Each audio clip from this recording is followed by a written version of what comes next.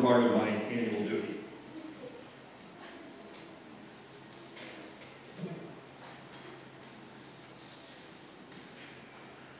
Our featured speaker today is 54th District State Senator Pam Helming. Pam and her husband Gary have been residents of Canandaigua for over 30 years. She had over 30 years of private business experience before running and serving on the Canandaigua Town Board, eventually serving as town supervisor. From there, she went on to run for state senate.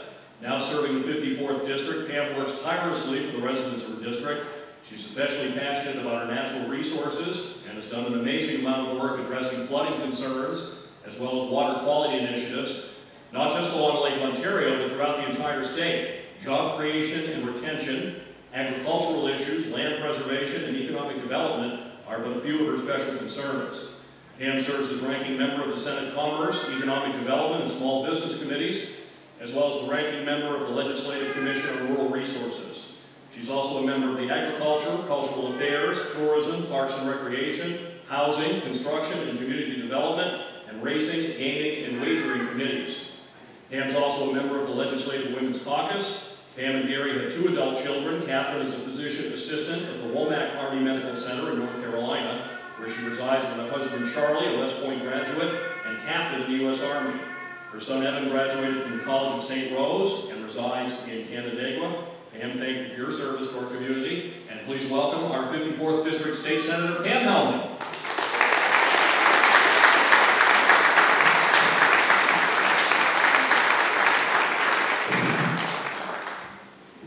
Good morning, everyone. I want to first say welcome and thank you to Supervisor Fred Lightfoot for inviting me to be here today. And Ted, while I appreciate that wonderful introduction, I want to say that it means nothing, absolutely nothing, without the service and the sacrifice of those who paid the ultimate price for us to have our liberties and our freedoms. And that's what today's all about. It's commemorating those who laid down their lives serving the greatest nation in the world. Ted thanked all of our veterans and service members who are here today. I want to echo his sentiments and thank you all as well. From the bottom of my heart, my husband Gary and I, we thank you for everything you do every single day. Pastor Sue, I want to especially thank you for not only recalling those who paid with their lives, but also a special blessing for our active duty members. It was just 30 minutes ago that our son-in-law deployed. So our hearts are with our son-in-law, Captain Charles Sauter, who's from Canandaigua. This is his second deployment in just about 7 months. And why that's significant, and it speaks to the sacrifices of so many of you, is we just became grandparents for the first time. We have a beautiful little granddaughter, and this is Charlie's second deployment in those first 8 weeks of her life. So for the family members who are here as well, I want to thank you for everything that you do to support your military member. So again, to our veterans and all the family members, thank you.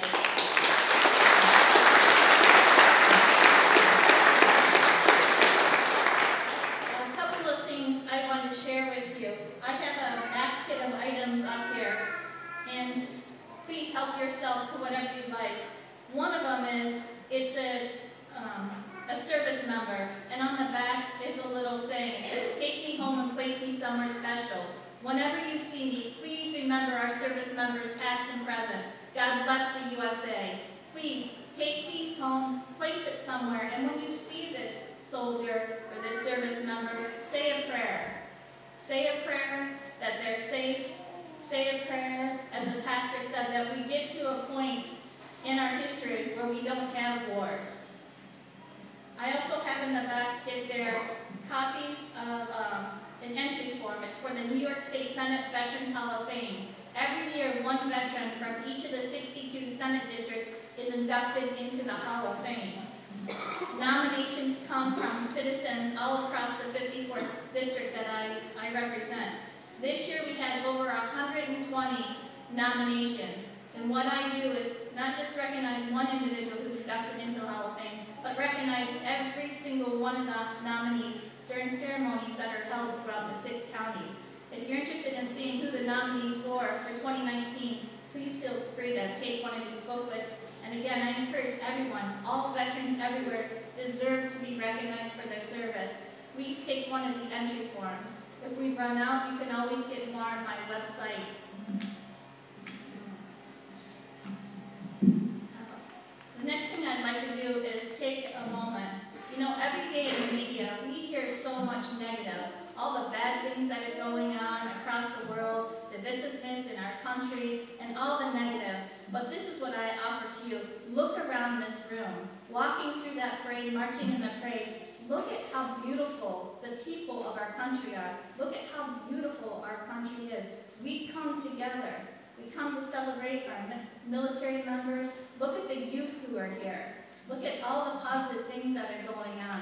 It stands in contrast to so much of what we hear. And I want to thank all of you for being here to commemorate. And I want to especially thank all of our youth who will carry on ceremonies like this into the future. Thank you all. I also want to take a moment and recognize the town of Gorham for hosting this year's parade and ceremony. So Fred, if it's okay, I'm going to go ahead and present a proclamation, and then I'll come down to you, okay? Thank you.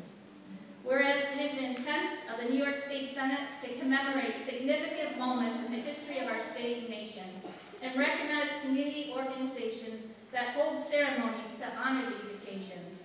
And whereas attended to such concern, I, Senator Pam Helming, am proud to commend the town of Gorham upon the occasion of hosting its annual Memorial Day Parade on May 27, 2019. And whereas the first Memorial Day, then known as Decoration Day, took place on May 5th, 1866 in Waterloo, New York, to remember the dead of the Civil War by decorating the graves of fallen heroes with wreaths, crosses, and bouquets, and decorating the village with American flags at half-staff, evergreen bows, and black streamers.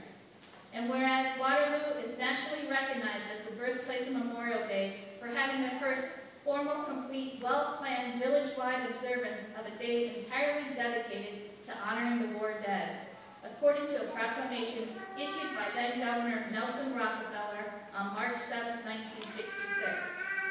And whereas the formal, dignified manner in which Waterloo observed the first decoration that day inspired future Memorial Day observances across this country, including in the town of Gorham. The town of Gorham's Memorial Day Parade has been taking place since at least 1960, and probably long before that.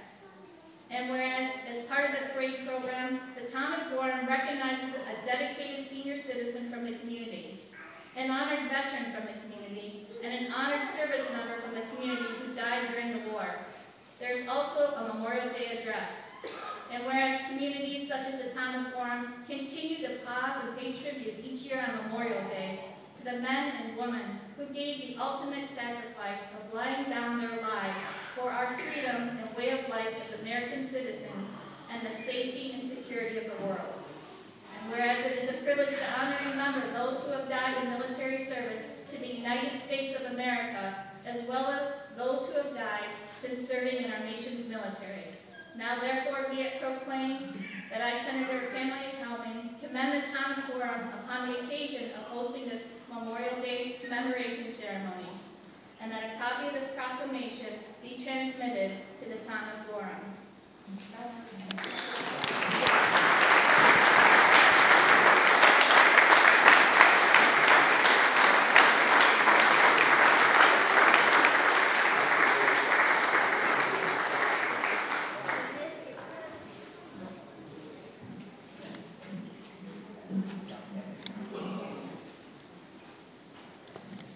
Ladies and gentlemen, I'd like to close with some words that were shared by President Ronald Reagan. I feel these words are significant as we celebrate Memorial Day and as we move forward. And we owe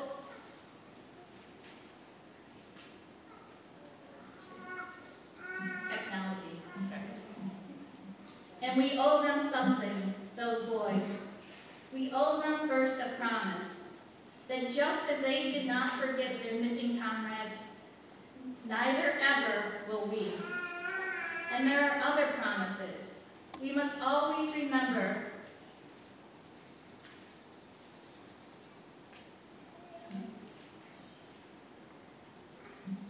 we must always remember that peace is a fragile thing that needs constant vigilance. We owe them a promise to look at the world with a steady gaze and perhaps a resigned toughness, knowing that we had adversaries in the world and challenges, and the only way to meet them and maintain the peace is by staying strong. That, of course, is a lesson of the century, a lesson learned in Germany, in Poland, in Hungary, in Czechoslovakia, and Cambodia. If we really care about peace, we must stay strong. If we really care about peace, we must, through our strength, demonstrate our unwillingness to accept an ending of the peace. We must be strong enough to create peace where it does not exist, and strong enough to protect it where it does. That's the lesson of this century, and I think of this day. Ladies and gentlemen, God bless all of you, and thank you so much for being here today.